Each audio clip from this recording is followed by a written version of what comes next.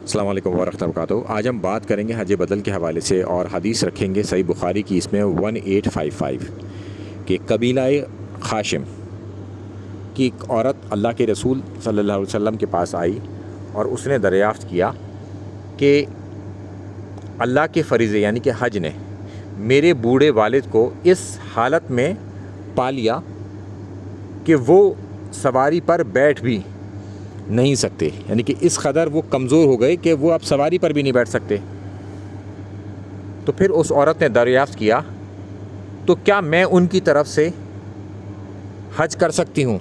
تو اللہ کے رسول صلی اللہ علیہ وسلم نے ان کو اجازت دی کہ ہاں اب تو آپ اپنے والد کے لیے حج کر سکتی ہیں، اور یہ حجۃ الوداع کا واقعہ ہے۔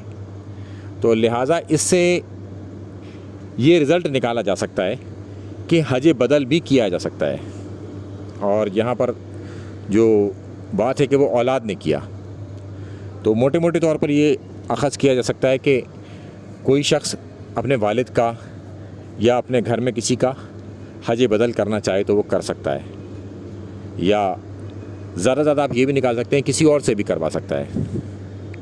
افضل پھر اس میں یہی رہے گا کہ وہ خود کرے۔ تو باپ کا حج بدل بیٹی نے کیا۔